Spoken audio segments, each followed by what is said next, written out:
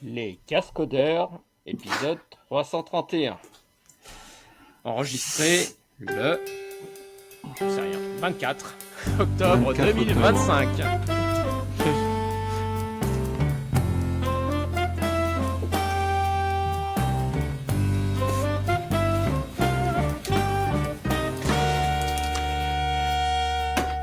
Le retour des Jackson 5. Alors du coup c'est Jackson 5 moins 3, donc on est 2, tu vois. C'est Jackson 3 qui est sorti. C'est ça. Voilà. C'est exactement ça. Ça tombe tout bien. Bon, petit comité donc. Tous. Eh oui, un petit comité. Salut Guillaume. Salut Arnaud. Ça va. C'est reparti.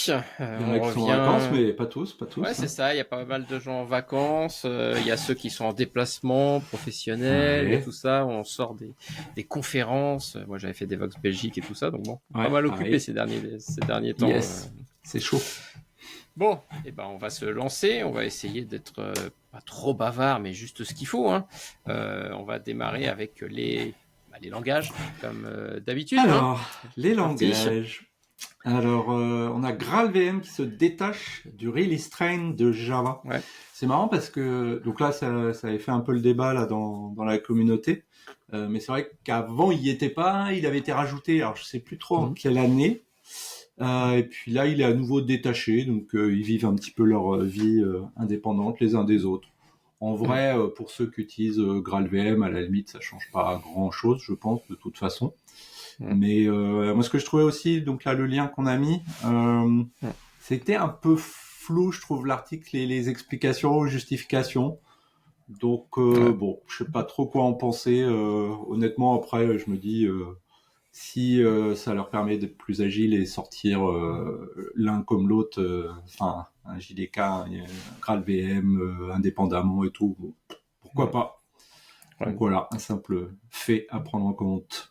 Après, j'imagine que c'était pas simple de maintenir les versions à jour. Enfin, t'as la version 22, 23 qui sort, qui doivent catcher, mais bon, eux, c'est une implème c'est une implème complètement différente, etc. Ouais. Donc, j'imagine qu'ils veulent pouvoir reprendre un petit peu de délai, de se dire, bon, laissez-nous le temps d'atterrir, parce qu'effectivement, c'est pas simple. Après, oui, je suis d'accord avec toi que les gens qui l'utilisent, bon, ils sont pas non plus à courir derrière la version comme Java. Enfin, voilà, Java 25 vient de sortir, on va en parler, mais voilà. Déjà, on va arrêter d'utiliser Java 8. C'est ça. C'est beaucoup mieux. J'ai vu pas mal de conférences à Devox Belgique où les speakers justement qui parlaient de Java version récente demandaient un peu qui levait la main. Bon, Java 8 c'est à peu près fini. Il y en a encore quelques-uns, toujours quelques petits. Mais Java 11 c'est pareil. Mais bon, après on reste sur des versions plutôt 17, beaucoup de 17, peu de 21 et un petit peu de 25 pour les early adopters. Mais voilà, ça c'est pas encore fait. Je crois que d'ailleurs, j'ai installé que cette semaine Java 25 d'ailleurs. Donc, tu vois, alors que j'aurais pu l'installer dès Vox, etc. Et du coup, on a un article de Loïc Mathieu sur Java 25 et qui liste donc toutes les grandes nouveautés Java 25. Donc, JEP 470, le PMM coding, donc là, c'est de la crypto qui est en preview. JEP 502, les stable value, non, attends, ils sont arrivés en 25 ou ils étaient déjà... Non, ça doit être la première preview, je sais plus. C'est la première, je pense. Ouais. Ensuite, après, voilà, il y a des choses qui ont été supprimées, un port x86 en 32 bits, JFRCPU Time Profiling, un truc expérimental au niveau de Java Flight Recorder pour le CPU Profiling. Mais je crois que c'est que pour Linux, les petites améliorations avec des nouveaux flags pour Ahead of Time, Command Line Ergonomics, donc ça doit être les flags là, XX, AOT, Cache Output, etc. Donc pour démarrer plus rapidement sa JVM, AOT Method Profiling. En fait, il y a pas mal de choses concernant profiling, AOT, tracing, etc. Et puis sinon, qu'est-ce qu'on a? Alors après, on en parle régulièrement des nouveautés, donc les compact object headers. Tout ce qui est sorti de la preview, justement les scope value, les interdéclarations. Donc voilà, scope value, module import declarations, compact source files avec instance main method, donc c'est le fait de faire void main parenthèse là. C'est ça. L'espèce de nouvelle classe IO pour faire du println. Aussi, flexible constructors body, c'est le fait de pouvoir mettre des choses avant super dans les constructeurs. Ouais. Après encore un peu de crypto. Et donc, compact object headers, et generational, Shenandoah pour la garbage collection. C'est ça. Et sinon, des trucs qui continuent en preview, vector API, structured concurrency, et les primitive times dans les patterns, les instances off et les switch. Voilà, vous aurez tout le détail dans l'article. Et alors, franchement, il est ressorti, il est là, il est... Et oui, mais il existe toujours. Toujours, Groovy. Groovy 5.0 est sorti. C'est ça. Donc, alors, il n'y a pas forcément d'énormes changements ou d'énormes fonctionnalités de langage toutes nouvelles. Mais donc là, on a étendu le support du JDK jusqu'à JDK 25, sachant que les choses qu'on supporte en termes de syntaxe, etc., qui viennent, on va dire, de JDK 11 à 25 ou 17 à 25, en Groovy, vous pouvez les utiliser même sans être sur la version du JDK qui a la fonctionnalité en Java. Donc, ce qui est assez intéressant là, donc des bouts de pattern matching ou autre, même si vous n'êtes pas dans un JDK qui utilise en Java cette syntaxe-là, vous pouvez l'utiliser en Groovy. Ça, je trouve, c'est assez sympa. Ça permet des fois d'expérimenter un peu, en attendant qu'on ait les dernières versions de JDK d'installer. Donc il y avait pas mal de, donc je sais pas si vous vous rappelez, Groovy, il y a ce qu'on appelait ce qu'on appelle toujours les méthodes d'extension qui permettent d'enrichir les classes du JDK avec d'autres petits raccourcis, etc. Et là il y en a 350 qui ont été améliorés ou rajoutés ou accélérés aussi. Il y a un peu plus d'opérations lazy, donc comme ce qu'on a l'habitude aussi avec les streams, etc. Il y avait certaines choses qui étaient faites de manière eager. Qu'est-ce qu'on a ? Ah oui, il y a la nouvelle REPL, là, en mode shell, là, interactif, et qui est basé sur Gline 3. Et du coup, c'est sympa, il y a de la coloration syntaxique, de la complétion, etc. Et c'est vraiment cool, ça améliore vraiment beaucoup donc c'est la commande Groovy SH. Groovy SH, ouais. Voilà, donc qu'est-ce qu'il y a d'autre ? Après, des alignements de versions diverses et variées sur Jakarta EE. Voilà, je crois que c'est... Ah oui, il y a un ou deux opérateurs supplémentaires pour un opérateur d'implication logique. C'est pas le truc qu'on utilise quand même le plus souvent. Attends, arrête-toi 2 secondes là. Un implicateur... Ouais.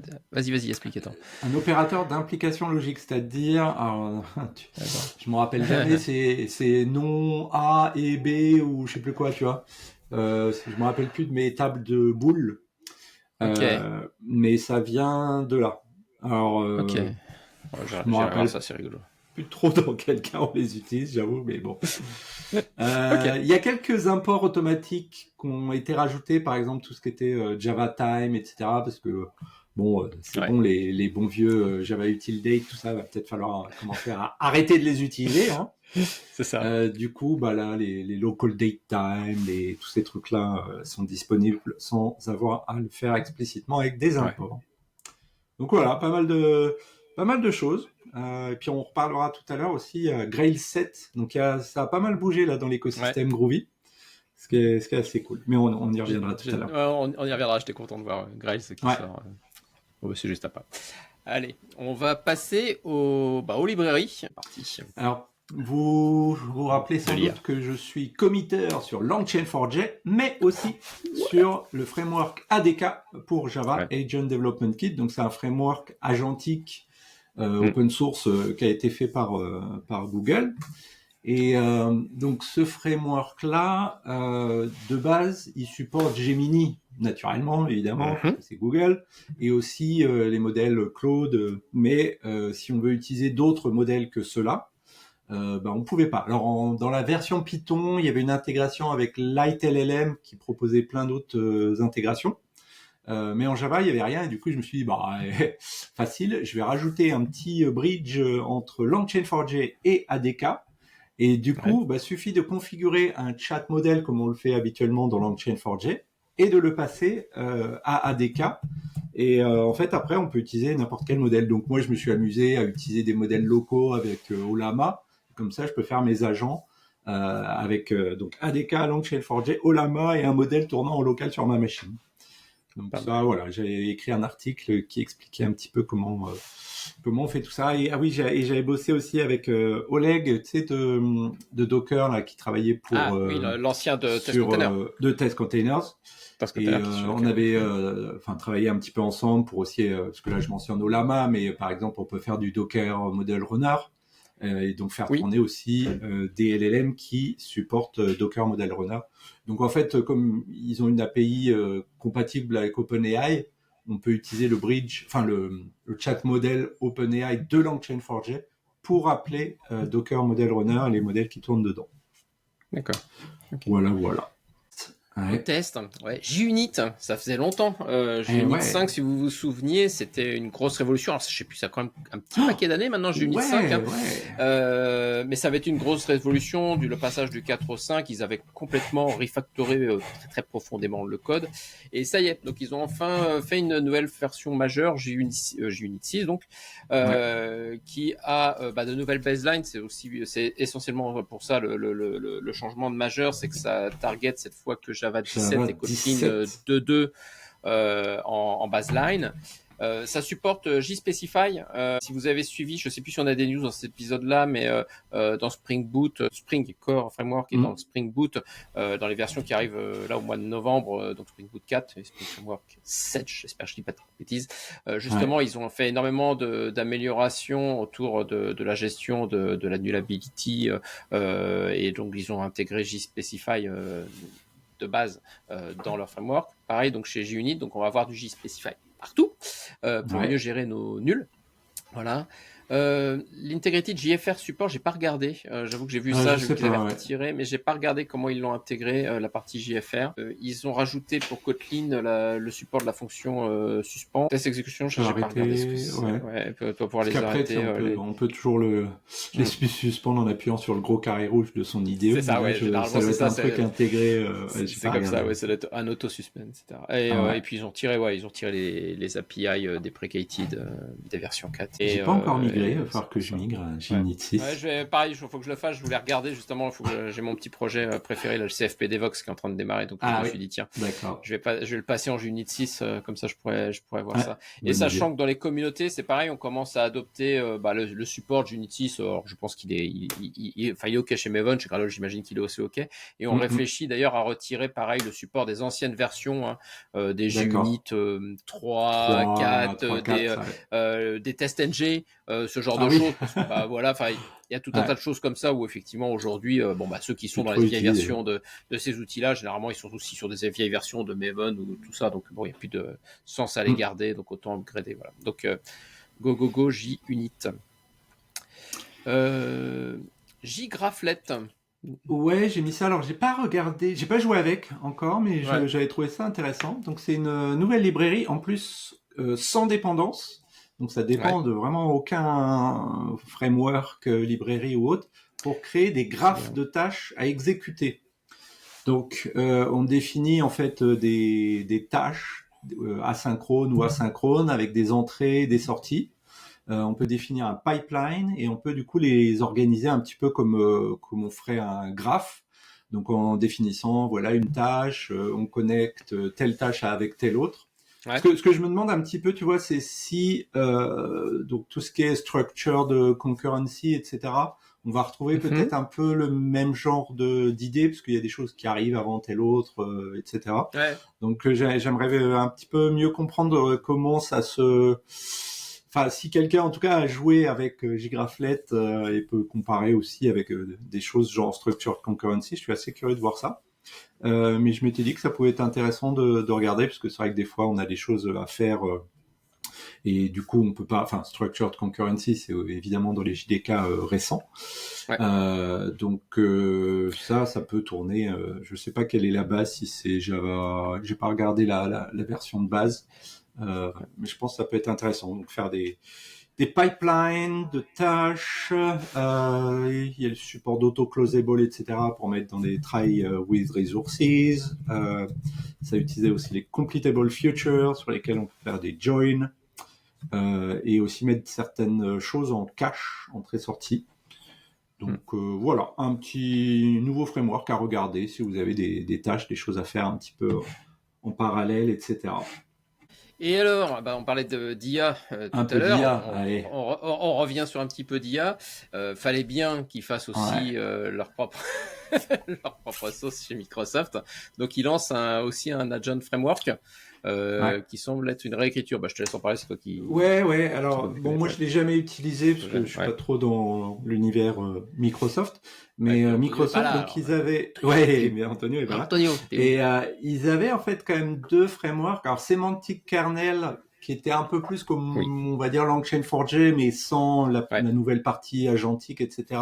C'est ça. Et il y avait aussi Autogen. Et là, apparemment, c'était pas tout à fait clair, je trouvais, dans l'annonce, mais ça a l'air d'être. Au début, je croyais que c'était vraiment une fusion des deux, mais ça a l'air d'être une réécriture en reprenant le meilleur des deux. Donc ça va être sans doute, enfin en tout cas pour ceux qui utilisent ou Autogen ou Semantic Kernel, ça va sans doute être, il va y avoir sans doute un peu de boulot pour réécrire ça avec le nouveau framework. Mais voilà, donc ça unifie un peu les deux approches, ça supporte les différents standards et protocoles à la mode, donc MCP, A2A, etc. OpenAPI pour interagir avec des outils définis avec une API REST. Ils ont fait un bridge, alors je sais pas trop ce que c'était, une passerelle recherche-production avec les patterns d'Autogen pour l'entreprise. Donc à voir si ça permet de faire en tout cas des agents plus déterministes et qui s'imbriquent avec d'autres librairies et composants qu'on utilise dans l'entreprise, tracing ou autre. Voilà, open source, l'observabilité c'est inclus dedans. Il y a aussi toutes les notions de human in the loop quand on veut avoir un humain qui révise ou valide ce qui se passe. Et puis voilà, ils vont aussi l'intégrer bientôt, mais ça c'est pas encore vu que c'est tout récent. Ils vont l'aligner avec en fait dans Microsoft 365 il y a déjà une sorte d'SDK agent, donc mais plus on va dire intégré à la suite Office et compagnie quoi. Du coup on va certainement pouvoir écrire des agents qui interagissent avec tout ce qui est Microsoft 365 et aussi côté Azure, ils ont un agent service pour hoster les agents et je pense qu'il supportera donc Azure AI Foundry Agent Service, c'est un peu long à dire, mais qui devrait supporter à terme le nouveau Agent Framework. Plus je trouve que les noms sont, tu vois, Agent Framework.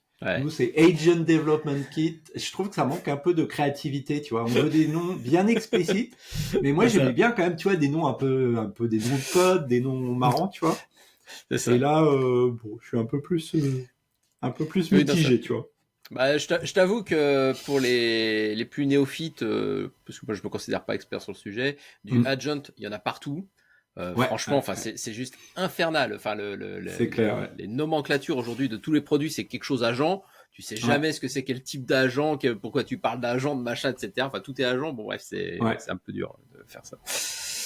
C'est clair. Allez, revenons à du Java et de la librairie pure. Donc, pas encore les Jackson 5, on n'y est pas, mais Jackson 3 est sorti donc au mois d'octobre. Alors, une fois de plus, ça faisait un petit bout de temps. Hein. Pareil, Jackson 2 à Jackson 3, c'est quand même plusieurs années de boulot pour stabiliser. Changement de baseline Java donc classique, il passe à Java 17 minimum comme tous les copains autour d'eux. Ils ont donc, histoire de vous simplifier la vie ou pas, mais ils font en sorte que les Java Package et les groupes ID Maven soient remplacés. Alors les groupes ID Maven, ça c'est encore une chose parce que va falloir faire gaffe à pas embarquer les deux sur le ClassPass, mais normalement vu que les noms de package sont différents, ça devrait bien se passer. Il y a juste une exception qui est marquée sur Jackson Annotations, qui est la même. Ils ont supprimé donc tout ce qui était déprécié dans Jackson 2 et donc ils ont nommé ce qui traînait qui était plus d'actualité. il y a une ou deux propriétés, donc il y a notamment la fail en unknown properties qui a été désactivée. Ça avait été mis à true par défaut. Donc si vous vous souvenez, quand vous faites de la désérialisation,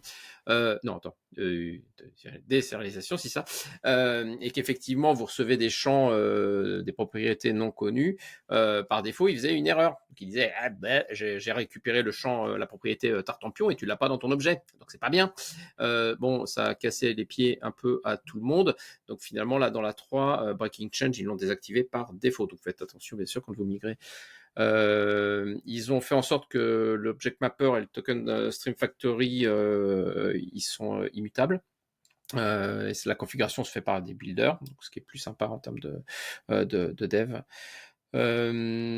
Ça, passage des exceptions de base non vérifiées, ça j'ai pas regardé, mais effectivement donc plus de runtime exceptions pour pouvoir être plus souple sur le tracking, etc. Éviter de polluer.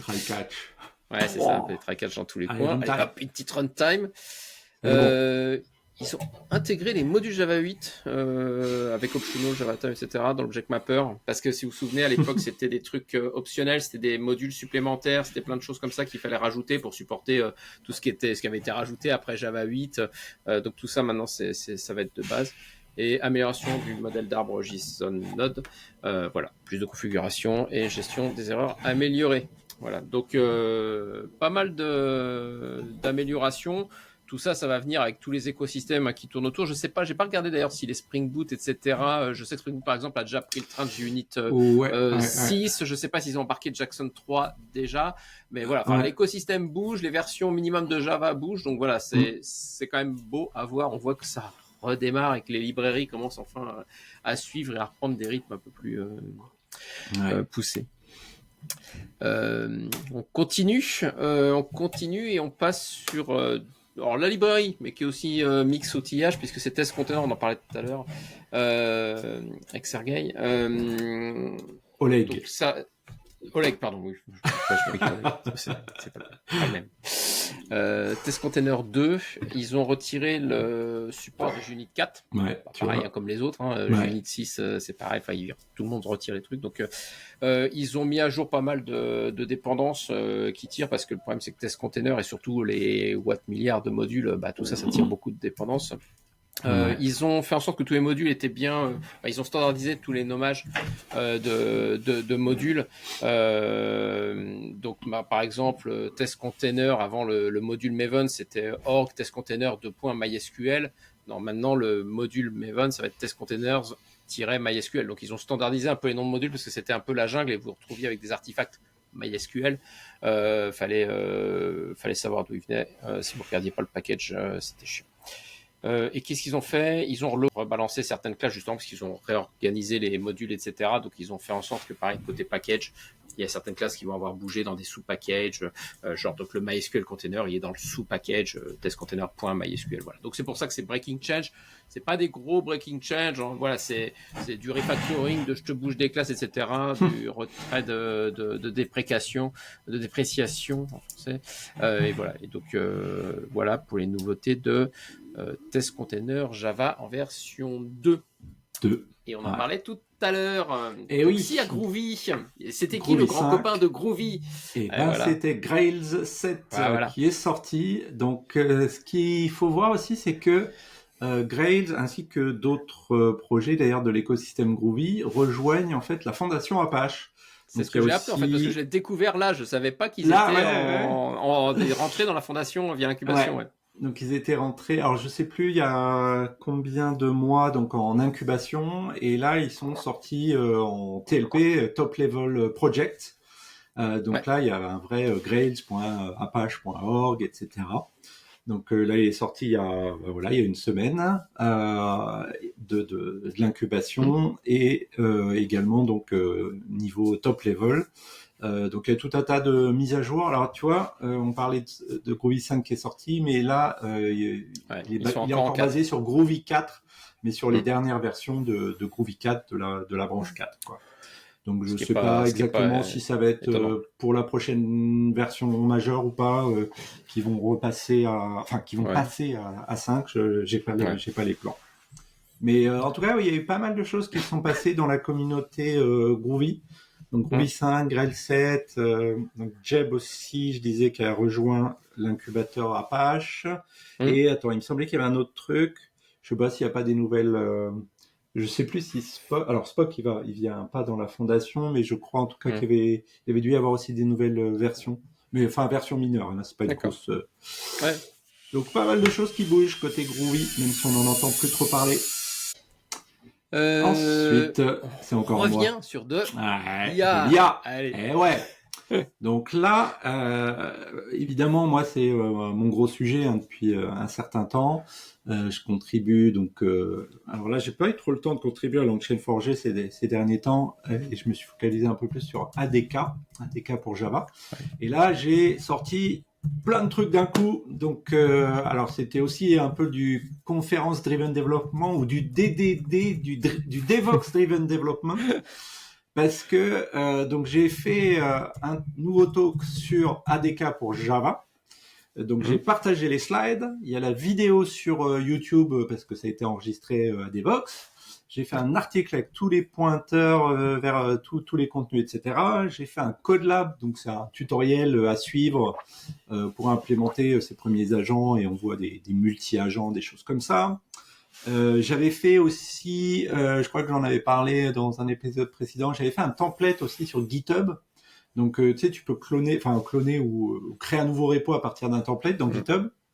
Et du coup, il y a un build Maven, un premier agent que tu peux tweaker et faire les changements que tu veux. Donc voilà, j'ai fait un gros bundle de tout ça pour ceux qui veulent faire du ADK. Voilà. Allez, on va passer. T'as vu qu'Internet était cassé alors récemment là Qui n'a pas tout vu Internet le cloud, tu vois, je l'ai mis dans la catégorie cloud. J'hésitais entre infrastructure au cloud. Là, c'était vraiment le cloud qui cassait. Tout était cassé. C'était lundi matin. On se réveille, on commence le boulot et puis tout d'un coup on voit que c'est bizarre, Slack marche pas bien, plein de trucs à droite à gauche qui commencent à casser. Alors c'est quand même assez étonnant. Généralement on se dit tiens, c'est encore Cloudflare qui est tombé. Et ben non, boum, cette fois c'était pas eux, c'était les copains d'Amazon qui ont eu un problème sur une région uniquement, mais une fois de plus, comme c'est la plus grosse région et celle qui est très très utilisée, c'est US East 1, historique. Première.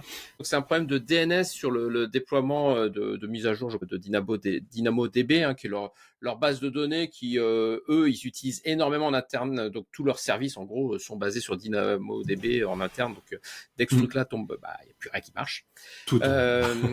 Et donc donc Internet s'est retrouvé vite en peine parce qu'effectivement beaucoup de services sont tombés en cascade pendant toute la matinée. Ça a duré même toute la journée. Il y a eu des recoveries sur certains services pendant quasiment 24 heures.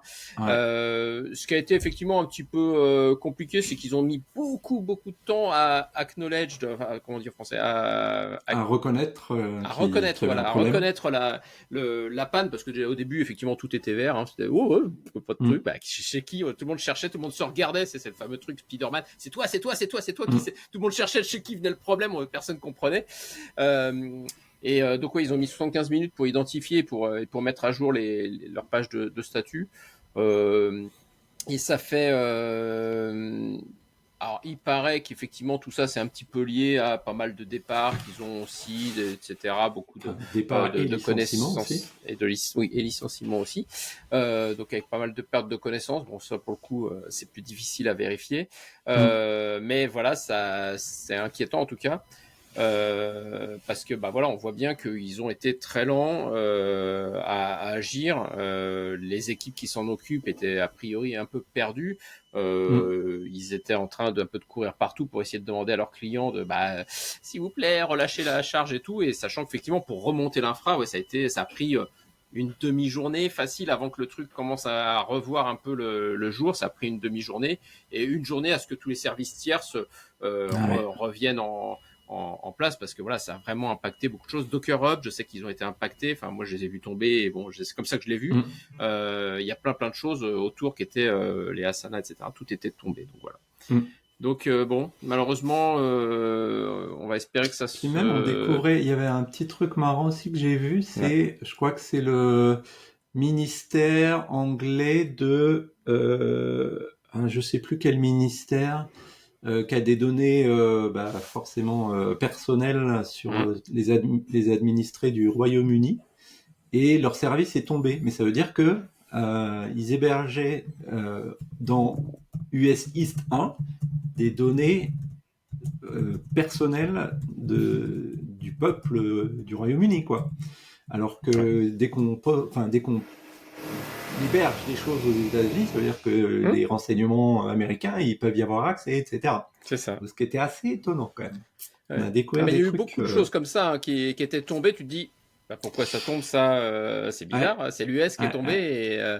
Mais on voit bien qu'effectivement, entre les liens entre plusieurs systèmes qui fait que par cascade, ça tombe. Et puis effectivement, certains systèmes qui sont vraiment hébergés là-bas, ça marche pas. Mais voilà. C'est clair. Mais ouais, donc lisez l'article parce qu'effectivement, c'est vrai que tous ces licenciements et toutes ces pertes de cerveau qu'il y a, Return to Office aussi. Du bon, ouais, c'est ça. Il y a le Return to Office. Je crois qu'on a un article plus loin là-dessus. Voilà, obligatoirement, ça va pas aider. Ouais, c'est clair. Allez, on passe au web. Si je retrouve la petite étiquette. Allez, on passe au web. C'est parti. React a gagné. À gagner. Pourquoi est-ce par défaut c'est vrai que, alors, pour autant, je veux dire, il y a d'autres frameworks très populaires, Vue.js, même Angular a encore quand même une belle base d'utilisateurs. Mais c'est vrai qu'on voit du React un peu partout. Et aussi, le truc rigolo, je trouve, c'est que, tu sais, même quand tu utilises les assistants de codage IA, etc., par défaut, ils te génèrent du React tout le temps. Quand tu leur demandes, fais-moi une petite application pour faire... Fais-moi une appli web, si tu dis pas, c'est du React, c'est sûr. C'est React. Par défaut, c'est React. C'est ça. Alors j'ai vu, par exemple, nous, je crois que c'est dans Google AI Studio, où on a rajouté genre le choix, tu peux faire du Angular ou du React, mais la plupart du temps, c'est React. Donc après, il y a toujours eu un peu des périodes comme ça où un framework ou un autre était, enfin, je sais pas, l'époque de jQuery ou l'époque ou même dans le monde Java, Spring par défaut, alors qu'avant c'était Java EE par défaut. Et voilà, peut-être que dans 5 ans, ce sera autre chose, j'en sais rien. Mais c'est vrai qu'il y a une forte, comment dirais-je, React est vraiment partout, quoi. D'accord avec toi. Alors c'est inquiétant. D'un côté, il y a toujours eu, comme tu le dis, il y a toujours eu ce biais d'avoir des choix par défaut. Je me rappelle des drames sur, je crois que quand c'est Spring qui a choisi par défaut entre Maven et Gradle, machin. Donc il y a toujours divers endroits où les gens peuvent influer sur quelle technologie va plus ou moins pousser. Mais c'est vrai que React, on le voit partout. Pour le coup, après, ça reste effectivement une technologie qui est très développée, qui reste mature, qui a un écosystème super riche, etc. Mais c'est vrai qu'en termes de compétitivité, en compétition sur l'ensemble des technos, ça serait bien qu'on arrive à trouver des meilleurs équilibres. Bon, voilà, mais voilà. Parce que c'est vrai, c'est vrai qu'après on a l'impression que ça évolue moins, ça fait moins évoluer le web justement avec ce manque de compétitivité. Je l'ai mis dans le web. Je vais me faire taper. Je crois qu'en plus Philippe Schneider est connecté. Je l'ai mis dans le web, mais je savais pas le mettre en fait. C'est WebAssembly. Alors du web, oui, ça reste. C'est parce qu'il y a web dans le nom. Hein. Mais bon, on est bien d'accord que ça ne fait pas que du web aujourd'hui. Il y a WASM 3 qui est sorti. Mais il me semblait qu'on avait déjà parlé plusieurs fois de WASM 3 du coup, et je sais pas c'est quoi la différence. Parce que je vois il était encore pas finalisé ou en termes de spec ou je sais plus. Parce qu'a priori la spec a été publiée en septembre, donc ça doit être pour ça, parce que ça a été publié en septembre de cette année, mi-septembre, donc je pense que c'est pour ça fait un mois. Ça m'étonnait qu'on l'ait pas déjà couvert. Je me souviens avoir rajouté des news sur WASM 3 dans les épisodes précédents, donc je sais plus. C'est ça. Donc voilà, il y a Bruce qui nous troll et qui dit que vu que il y a Java dans le nom, Java c'est comme JavaScript, voilà, c'est ça. C'est WebAssembly, c'est web. Il est trop méchant. Voilà. Donc voilà, WASM 3, la spécification est finale, voilà, depuis septembre. On passe à la data et un petit peu, encore un petit peu d'IA, parce que bien sûr, c'est pas drôle. Donc j'ai mis un article là sur les UUID. Sur de la vraie data. Waouh, de la vraie data à l'ancienne. V4 ou V7. Donc là, il y a c'est le V7 qui est sorti il y a pas très longtemps. Ouais. Et qu'est-ce qu'il vaut mieux utiliser, par exemple, dans ces clés primaires, dans ces bases de données? Ça dépend aussi en fait du type de base qu'on utilise, et en particulier sur les bases distribuées. Donc les UUID V4, c'est un identifiant qui est complètement aléatoire. Mais du coup, pour certaines bases de données relationnelles utilisant les B-trees, etc., en fait, l'insertion aléatoire, ça réduit aussi l'efficacité du cache. Ouais. Du coup, il y a plus de fragmentation de pages, etc., donc moins de performance avec ces bases de type-là. UUID V7, par contre, donc, qui est censé résoudre ces problèmes-là. En fait, au début du UUID, il y a 48 bits qui servent d'horodatage. Donc, ce qui permet d'avoir un préfixe qui identifie temporellement ce qui est identifié par ce UUID. Et donc, on dit que c'est K-sortable, c'est-à-dire que ça donne, alors pas un ordre complet, mais ça donne un ordre temporel à les données qu'on stocke avec ces ID-là. Donc c'est pas mal du coup pour les bases de données avec des B-trees, donc les Postgres, etc. C'est plus rapide en insertion séquentielle, c'est bien pour le cache, moins de fragmentation, etc. Par contre, pour les bases de données super distribuées, scalable mondialement, machin, tout ça, par exemple, comme chez nous, on a Spanner, qui est vraiment top. Mais en fait, le problème de l'horodatage, c'est que ça va créer des hotspots en termes d'écriture, parce que en fait, donc il y a une sorte de sharding transparent automatique, et ce qui fait que quand on va beaucoup écrire sur un temps court, en fait, toutes ces nouvelles écritures vont se faire au même endroit sur les mêmes shards, et du coup, en fait, ça va faire on va pas pouvoir utiliser vraiment le fait que c'est complètement distribué, et en fait, c'est comme si on chargeait vachement un nœud sur l'ensemble, tu vois. Si tu écris très vite, tu vas avoir tout qui va tomber dans le même shard au lieu de dire tu vas distribuer ça. Ouais, et donc je crois qu'ils appellent ça des splits, par exemple chez Spanner, et donc ça distribue les données en split, mais là ça va vraiment aller sur ce split là, et donc de distribuer la charge en écriture en particulier. Donc alors après il faut quand même avoir un certain débit d'écriture. Donc, par exemple, sur Spanner, donc l'article mentionné, faut quand même faire 3500 écritures par seconde. Donc, on sait déjà que c'est un truc. 3500 écritures par seconde. Il n'y a pas non plus énormément de systèmes pour lequel c'est le cas. Hein. Donc, faut voir ça, quoi. Donc après, peut-être qu'il faut pas utiliser UUID V7 avec ce genre de base de données. Et qu'il vaut mieux continuer à utiliser un bon vieux V4.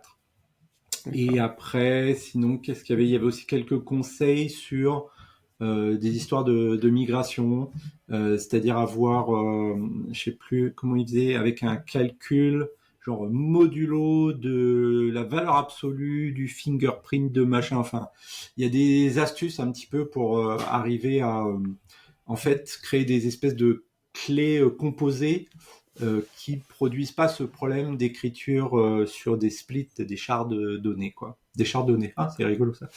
Des shards de données. Donc voilà. Donc là, c'est un petit truc un petit peu avancé, en tout cas pour ceux qui ont des grosses bases de données super distribuées. Ok.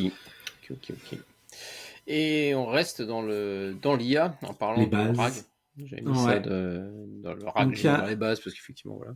Ouais, après, non, c'est vrai que l'idée de l'approche RAG, donc Retrieval Augmented Generation, c'est d'essayer d'aider les LLM à répondre à des questions sur ses propres données, sur ses propres bases, et pas forcément sur son savoir qui est limité par le cut-off date, etc. Puis, je veux dire, quand on a des données privées de nos clients, de nos utilisateurs, etc., c'est normal que ça reste privé, que ce soit pas dans la mémoire des LLM.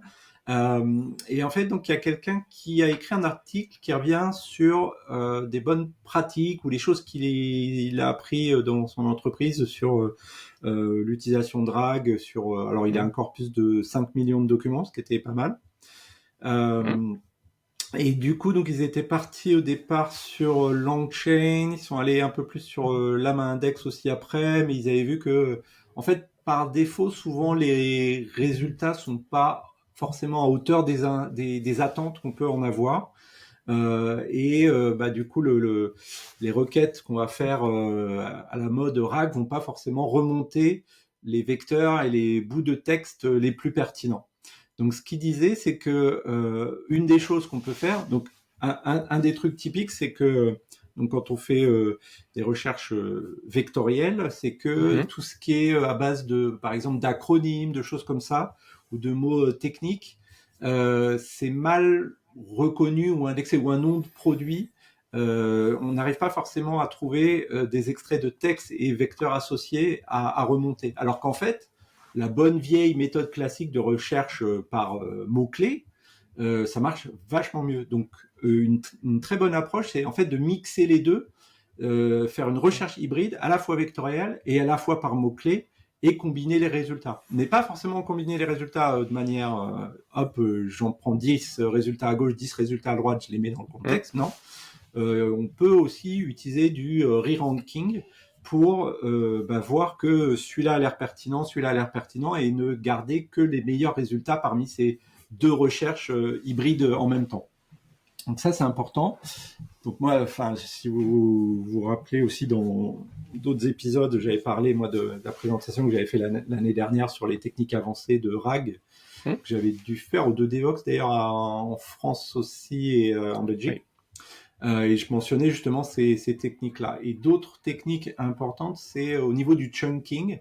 Donc la plupart, même des produits, je vois ça.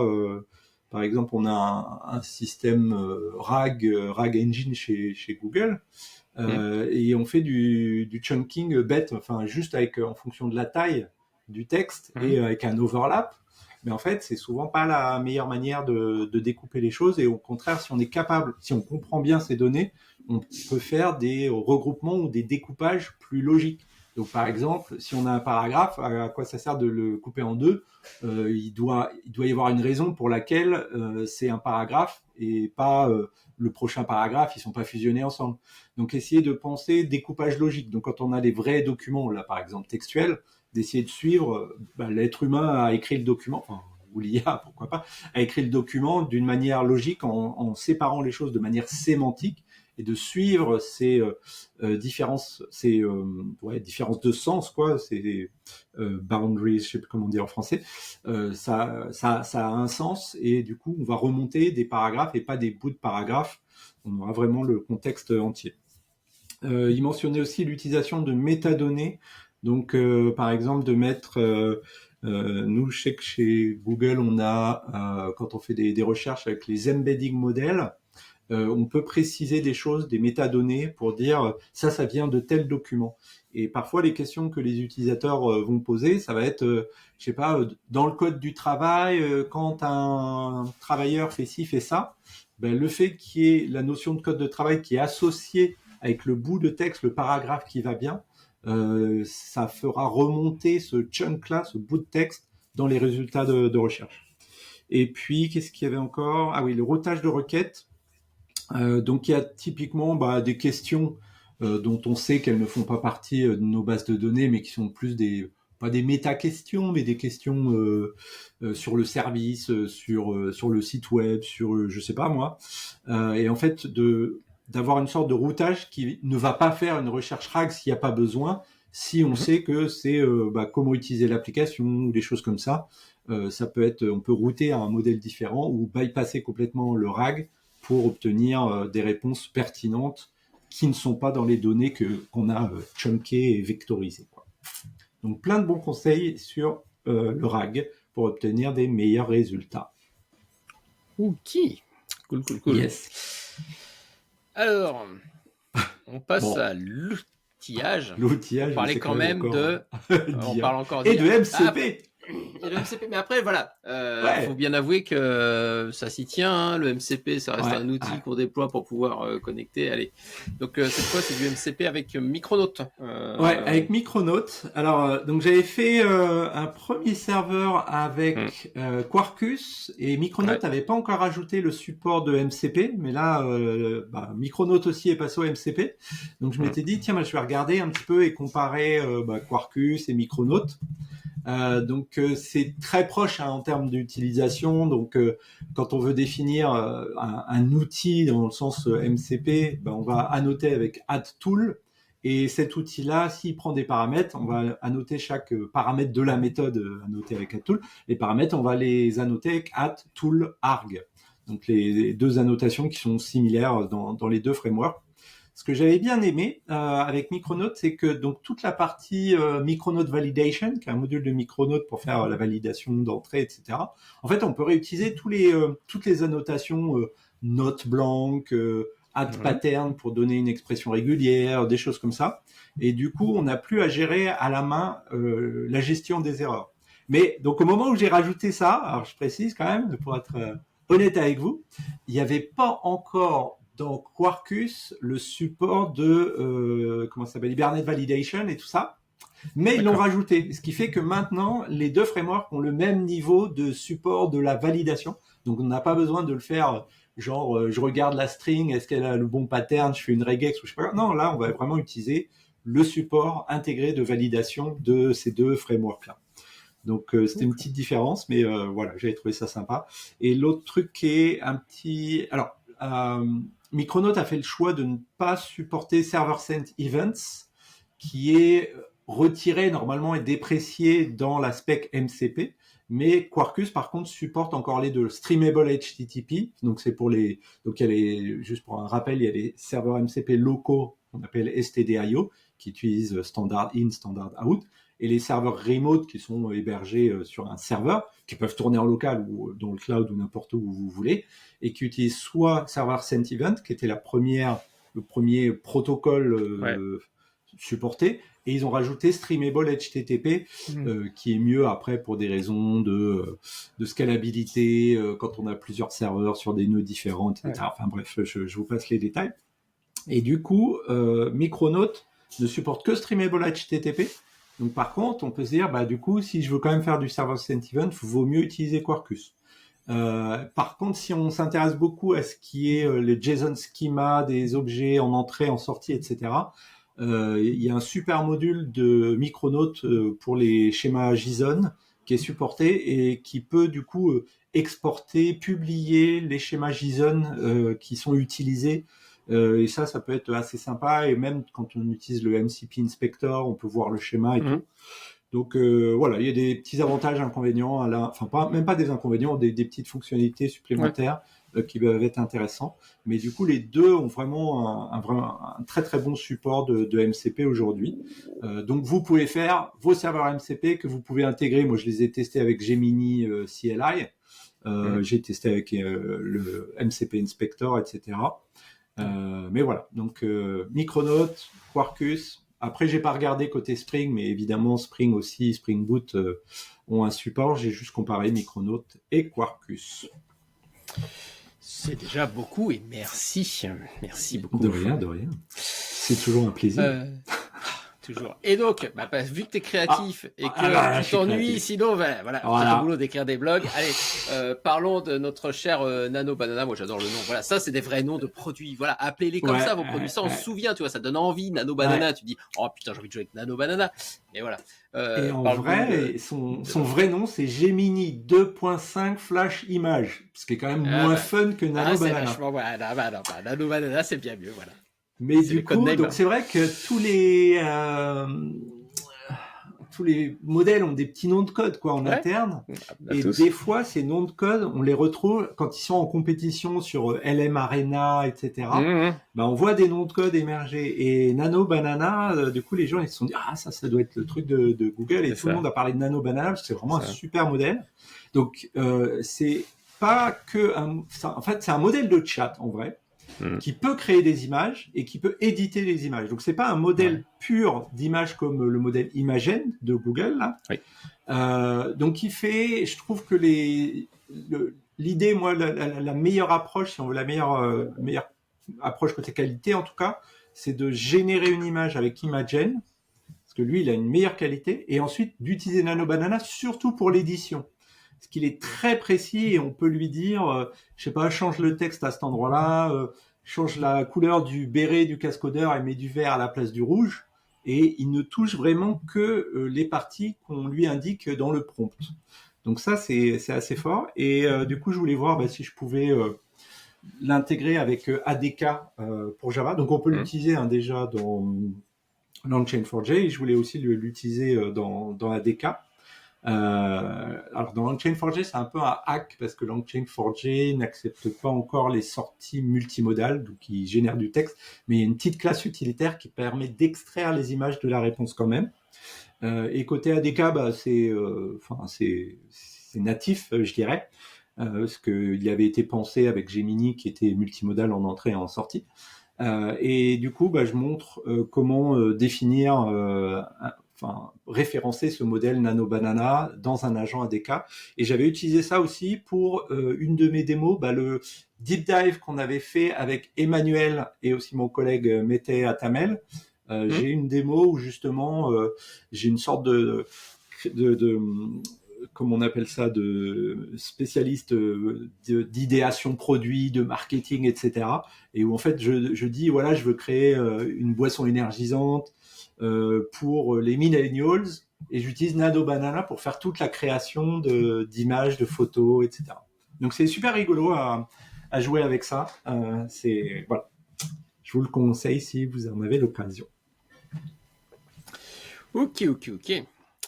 Qu'est-ce qu'on a on va quitter. Léa. On va quitter Léa. On va revenir sur un truc, mais roots de base. On va reparler du YAML. T'adores le YAML. Ah, tu fais pas trop d'infra, toi, t'en touches souvent du YAML, non? Ça va? Pas tant que ça, c'est vrai. Ouais, non, je pas trop à m'en plaindre.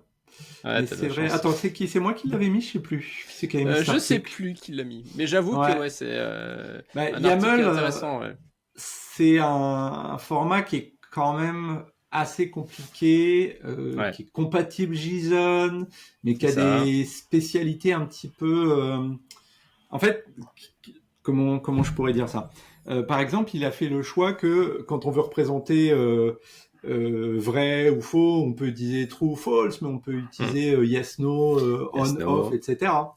Mais par contre, par exemple, NO, si on veut faire les codes ISO pour les pays, FR, UK, etc., NO, la Norvège, en fait non, ça veut dire faux en YAML 1.1. C'est ça. Ou alors, il y a les nombres sexagésimaux, par exemple 22.22 qui pourrait être 1 heure, 22h22. Ben non, en fait, c'est parsé comme le nombre 1342 en YAML. Qu'est-ce qu'il y avait d'autre? Attends, c'était quoi avec les guillemets? Ah oui, non, les nombres flottants aussi. Nombre accidentel, sinon guillemets. Ouais, quand du coup on a une chaîne de caractères, mais qui contient effectivement un nombre flottant, ça va être même si normalement on n'est pas obligé de mettre des guillemets pour les chaînes de caractères. Si la chaîne de caractères est un nombre flottant, il va dire que c'est un type flottant, il va pas dire que c'est une chaîne de caractères. Donc, suivant les valeurs, c'est assez compliqué et tous les parseurs parsent pas tout à fait de la même manière le YAML. Donc après, l'article, il conseillait aussi d'autres formats, TOML, JSON avec commentaires, etc. Mais voilà, donc ça reste un peu un format problématique. Donc il y a des bonnes pratiques, essayer de forcer l'utilisation de double quote, etc., de guillemets. Mais bon, après des fois on est dépendant de la librairie ou de l'outil qu'on utilise, et s'il le fait pas, c'est ballot. C'est ça. Et de toute façon, on n'a souvent pas le choix, parce que voilà, quand vous faites du cube ou des choses comme ça, c'est du YAML du matin au soir. Et j'avoue que le nombre de fois où on se fait avoir sur les ports, les choses comme ça, les autotypages généralement, ça c'est vraiment les trucs le pire où comme tu disais, il y a des cas là, cons qui effectivement tu te fais avoir, tu comprends pas pourquoi ça passe pas. Il y avait Sylvain Vallès là, je sais pas si tu as vu dans les commentaires sur YouTube qui dit justement, tu vois, pour la version 8.10 d'Elasticsearch. Certains pipelines de CI, ils pensaient que c'était la version 8.1, parce que 8.10, c'est 8,10, c'est 8,1. Et non, c'est 8.10. C'est excellent. Non, c'est infernal, c'est toutes ces petites subtilités, j'avoue que c'est vraiment le truc infernal. Mais bon, faut les apprendre, faut les comprendre, etc. Mais à débugger, ils sont compliqués, c'est ça qui est super pénible. Qu'est-ce qu'on a? On a un drama côté rugby, t'as suivi toi ou pas? Alors, j'ai vaguement suivi, malheureusement, je voulais le préparer cet article, j'ai pas eu le temps, mais effectivement, il y a eu un petit drama, donc si vous n'êtes pas rugbyiste, ça va pas vous parler, mais en gros, il y a l'équivalent d'un Maven Central chez Ruby, c'est les Ruby Gem, et une fois de plus, un peu comme Maven à l'époque, c'était très géré par l'équipe Ruby à l'époque. Il y a eu après, aujourd'hui, la communauté Ruby a pas mal de gros acteurs, hein. On connaît des Shopify, voilà, donc il y a des gros acteurs qui gèrent ça. Et effectivement, il y a eu un petit couac, on va dire, sur entre Shopify, les personnes qui gèrent le Ruby central, qui ont été qui sont partis, ou je ne sais plus, je ne vais pas dire de bêtises. Donc il y a eu pas mal de petites guerres. Ça mes collègues m'ont dit que ça y est, ils avaient enfin trouvé. Alors j'ai pas suivi le tout dernier, mais a priori il y a encore d'autres dramas là, parce que je crois que l'équipe Core de Ruby a repris le contrôle au final des Ruby Gem et Ruby Gem, c'est la Ruby Core. En fait, c'est ça, c'est le best pass au final, c'est que Ruby Core, donc l'équipe a repris l'ownership, reprend l'ownership officiellement du Ruby Gem, et donc on peut espérer que ça se passe bien, voilà, parce qu'il y avait un peu, si vous vous souvenez, pas mal de drama dans la communauté Java à certaines époques, Maven Central avec une certaine société, le contrôle, voilà, Sonatype et autres. Voilà, et donc c'est un peu, ils vivent la même chose, voilà, avec 10 ans de d'écart, mais ils vivent les mêmes drames. A priori, ça a l'air de se stabiliser, mais voilà, on a eu un petit peu chaud parce que j'avoue que là, tous les rubistes autour de moi étaient là de, on sait pas ce qui va se passer, ça peut vite, voilà, c'est l'équivalent d'un central, donc si le truc qui tombe par terre ou si des personnes hostiles prennent le contrôle, ça devient tout de suite très compliqué. Yes. On va, avant de parler de méthodologie, on va vous rappeler un Patreon, voilà. Donc on a petit besoin de finances pour pouvoir justement enregistrer, gérer toute notre infrastructure, etc. Donc n'hésitez pas à nous aider, c'est toujours bienvenu. Quelques euros nous aident toujours. Quelques zéros sur le chèque. Quelques zéros. Alors, mais t'es quelque chose devant, hein, faut mettre quelque chose. Les zéros derrière, ça me plaît bien. Mais bon, dans ce cas-là, je vous donne mon compte en banque. Ne vous inquiétez pas. Manu, c'est pas grave. Manu, t'inquiète pas, on va gérer. On prend ça. Il est pas là. Il entend pas. Non, c'est pour ça. Il est pas là. Il écoutera pas. Donc il saura pas. Donc je vous donne mon numéro de compte à la fin de l'épisode. Passons à Méthodo. Ouais, on a mis ça dans Méthodo. J'ai mis un article sur la partie documentation, les bonnes pratiques d'une bonne qualité de documentation. On avait déjà parlé un peu dans le passé de différentes méthodos pour organiser sa doc, etc., etc. Là, sur cet article, il revient sur à la fois comment une documentation doit être rapide en termes de chargement, d'accès aux pages, hein, donc plutôt avoir du statique qu'une usine à gaz quand vous cliquez qui va prendre 3 plombes, donc optimiser bien sûr donc les images, etc. Une recherche ultra rapide et efficace, parce que ça s'il faut que c'est rapide mais qui renvoie. Oui, ça marche pas. La lisibilité, donc tous les efforts à faire pour éviter les jargons techniques, les acronymes. Vous commencez sur votre premier paragraphe à parler d'acronymes, comme nous on le fait bien trop souvent. D'ailleurs ici au Cascodeur, de tout de suite parler de trucs IA ou d'agents, machin, etc. Mais voilà, pas donner de contexte, c'est compliqué. Optimiser pour le survol, de manière à ce qu'effectivement on voit une page, on est capable de naviguer et de voir rapidement où est-ce qu'on veut aller, parce que ça dépend du type de lecture qu'on fait. On peut faire une lecture effectivement de bout en bout, ou on peut juste chercher quelque chose et là je vois que c'est cette partie-là. Il y a aussi les exemples, donc ça c'est toujours important de fournir des exemples et surtout de pouvoir faire du copier-coller. Combien de fois je vois des exemples avec du copier-coller mais qui rajoutent genre vous savez les prompts du shell ou les choses comme ça, donc tu le copies-colles mais tu te retrouves avec un faux prompt, un $, ou un machin en début de enlever. Mais non, tu vois le truc de dire mais non, faut l'enlever, faut que le copier-coller soit adapté, que si tu peux le présenter avec du CSS avec des fioritures ton code, mais par contre il faut que le truc soit copier-collable facilement. Bien sûr, donc l'utilité de la documentation, c'est assez intéressant parce que encore plus aujourd'hui avec l'IA, il en parle juste après, mais les gens ont tendance à faire beaucoup plus de doc parce que ça devient beaucoup plus simple parce que l'IA vous génère la doc. Mais alors, l'IA et la doc, c'est pareil, c'est très verbeux, c'est très et en plus, bon voilà, en fonction de comment vous gérez votre documentation, vous avez tendance à écrire des pages ou des choses pour. Finalement, il y a plein de choses, c'est inutile, c'est du bruit, c'est donc toujours, voilà, réfléchir à l'utilité de la documentation, de ce qu'on écrit. Faciliter le feedback des lecteurs, ça c'est pas toujours simple, mais effectivement il y a des solutions qui existent pour pouvoir récupérer. Alors soit il y a beaucoup de solutions aujourd'hui quand c'est basé sur du GitHub, etc. Ils vous invitent à aller directement cliquer, forquer, machin, etc. Donc ça c'est des possibilités. Sinon il y avait des services externes. Je me rappelle à une époque où tu pouvais rajouter des widgets dans ta page et tu pouvais faire tes commentaires, tes retours.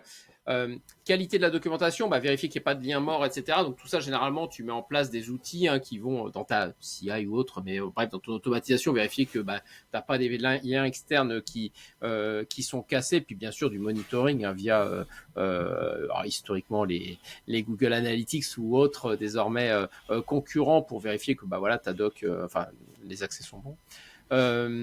Matériel d'apprentissage avec curriculum structuré, donc toujours fournir le matériel d'apprentissage avec les prérequis, qu'est-ce qu'il faut que je sache, qu'est-ce qu'il faut que j'apprenne, donc quelque chose qui soit toujours organisé.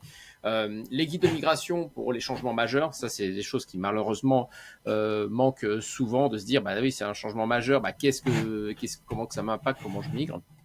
Compatible avec l'IA, donc effectivement de nos jours les IA elles aiment bien lire la doc, le font plutôt bien, mais par contre effectivement il faut réussir à ce que ça soit consommable. J'ai vu qu'il y avait des initiatives genre les LLM.txt, donc c'est l'équivalent des robots.txt on va dire, mais qui donc au lieu d'interdire aux LLM d'aller voir la doc vont leur indiquer d'où aller voir la doc. Donc tiens, le doc elle est là, machin. Donc en gros c'est l'équivalent de l'ancien fichier index, je ne sais plus comment on appelait ça, où il y avait tout l'index sitemap.xml. Sitemap, voilà, mais pour les robots, pour les IA. Voilà. Finition soignée, ça c'est ça fait sens. Localisation, ça c'est toujours compliqué d'avoir une doc multilangue, etc. Mais avec les IA, une fois de plus, de nos jours, ça devient beaucoup plus simple de fournir quelque chose qui soit multilangue. Responsive en français, Sive en français, Cibol, Sive, pour effectivement lire sur une tablette, lire sur un ordi, lire sur un appareil mobile.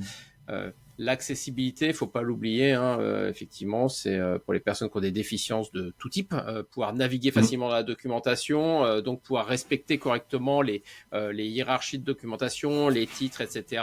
Quand vous avez un lecteur, un voice-over de texte, parce que vous êtes malvoyant ou juste pas voyant, etc. C'est super important que la documentation soit clairement bien organisée, qu'il y ait des haltes sur les images, etc., etc.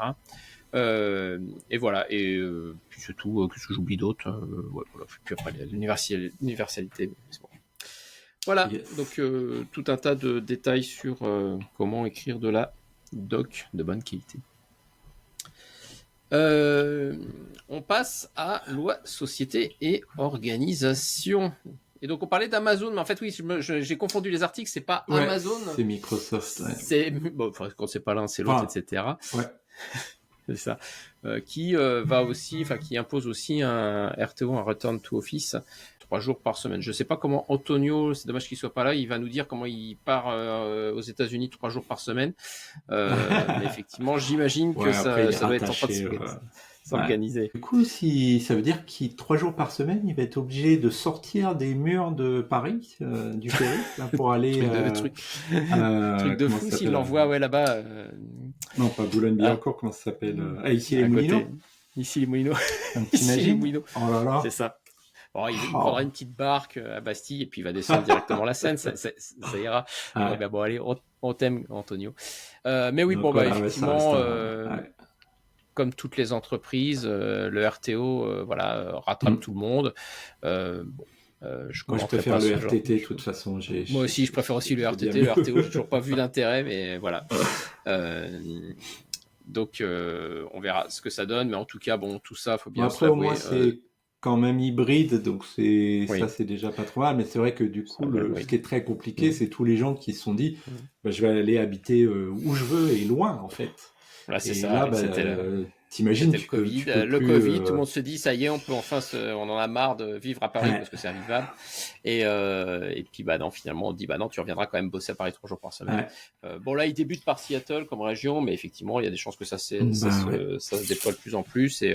Et puis bien sûr, tout ça, ça cache aussi les volontés de licenciement, parce que ça permet de faire de l'écrémage. Licenciement, c'est les gens qui partent d'eux-mêmes. C'est pas pareil. C'est ça, ouais. Parce que tu les fais trop chier. C'est ça, mais bon, voilà. On leur dit que tu viens au bureau 3 jours par semaine ou tu te casses. Voilà. Et voilà, donc ça continue. Un article. Allez, finissons par de l'IA. Ouais, encore de l'IA. Oui, on finit avec de l'IA en plus, c'est vrai. Claude Code est né. Comment Claude Code est né? C'était intéressant comme article. Tu veux peut-être le faire. Alors, par césarienne ou par... Non, ouais, c'est ça, par césarienne ou par... Au départ, c'était un peu une initiative personnelle de quelques développeurs. Ouais. Et en fait, petit à petit, a priori, il y a plein de gens qui c'est cool, moi je vais l'utiliser aussi, etc. Et au final, ils se sont trouvés à tous l'utiliser et à se dire peut-être ce serait pas mal d'en faire un produit, quoi. Ouais. Et du coup, il y a même, donc là ils disent dans les chiffres, donc là par exemple, 500 millions de dollars de revenus annuels rien qu'au travers de Claude Code, qui est 80% des ingénieurs d'entreprise qui l'utilisent quotidiennement, y compris les data scientists. Mais attends, je crois que l'article mentionnait, mais normalement pas que. Il y avait aussi, alors je confonds avec un autre article où il y avait aussi, par exemple, alors c'est peut-être pas eux qui le font, je sais plus, mais par exemple il y avait des PM qu'utilisait aussi Claude Code pour générer des protos pour expliquer mieux.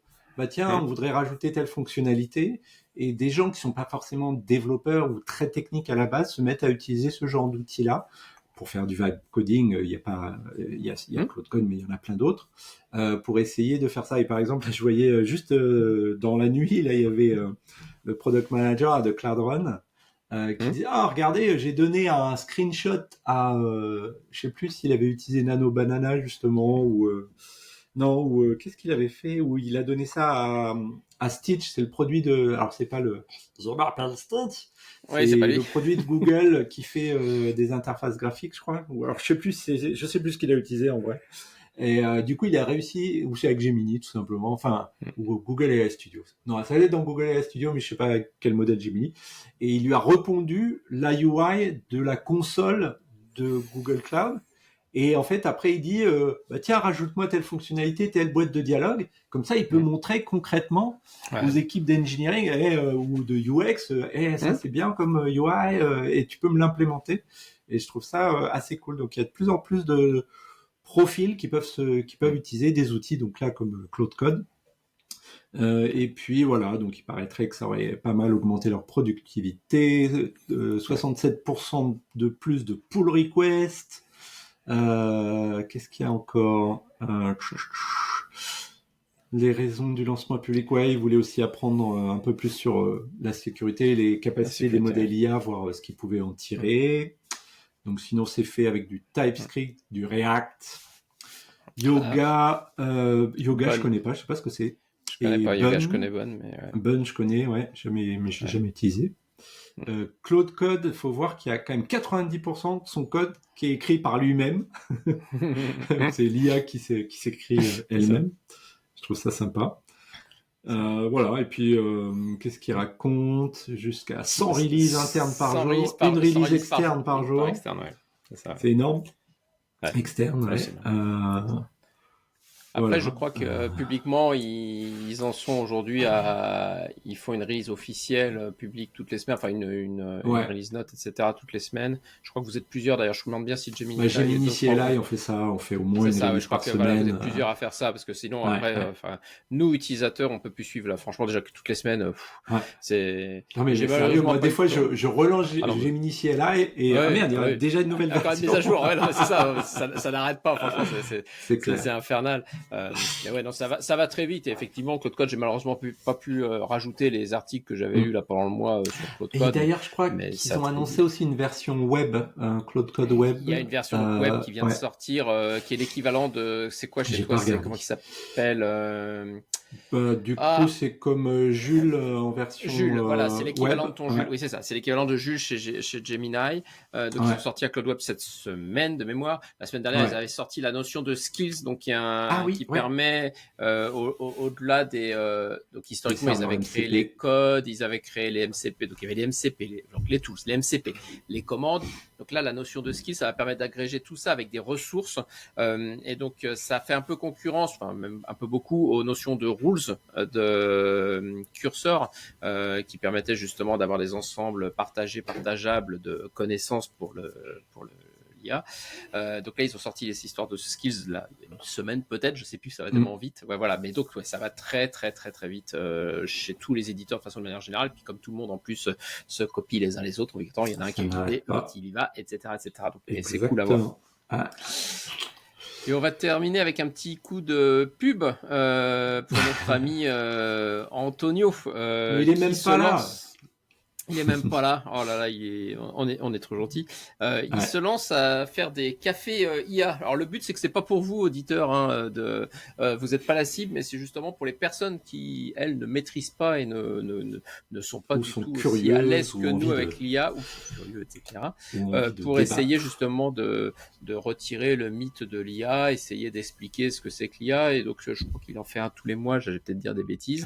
Il y a eu le premier qui a eu lieu et c'était il y a quelques semaines là, et voilà, donc il essaye d'organiser ça sur Paris pour essayer parce que je sais plus, j'avais vu des statistiques mais sur la confiance des personnes sur l'IA, bien sûr elle est pas du tout comme nous dans la tech, même la compréhension, alors là c'est encore plus bas, voilà, donc il essaye d'organiser ça pour que les gens comprennent un petit peu mieux ce qu'il en est. Yes. Et ben voilà. On a plein de conférences qui arrivent. On a tout fait, il y a plein de conférences qui arrivent. On vous laisse regarder le site web d'Aurélie et de ses contributeurs, parce qu'elle est toute seule, pour trouver vos prochaines conférences et les prochains CFP. Celui qui me concerne ouvrira le 24 novembre pour celui que vous connaissez bien et qui a lieu à Paris. Voilà, il est en train de se préparer. D'ailleurs, j'ai pas dû le mettre dans la liste, la honte. Je vois quand même Devox France, mais il n'y a pas encore le lien CFP. Mais j'ai pas mis ça dans le site, désolé. Yes. Voilà, je le mettrai. Mais voilà, donc bonne journée à tous. Je pense qu'on a tout dit, on a tout fait. On a tout dit. Yes. Allez, profitez bien du week-end. À très bientôt. Ciao, ciao. Ciao, ciao.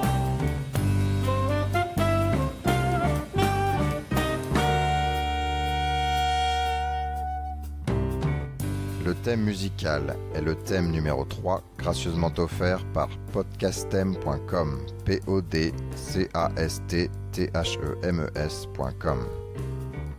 Le logo a été dessiné par Nicolas Martignol, alias le Touilleur Express, www.touilleur-express.fr.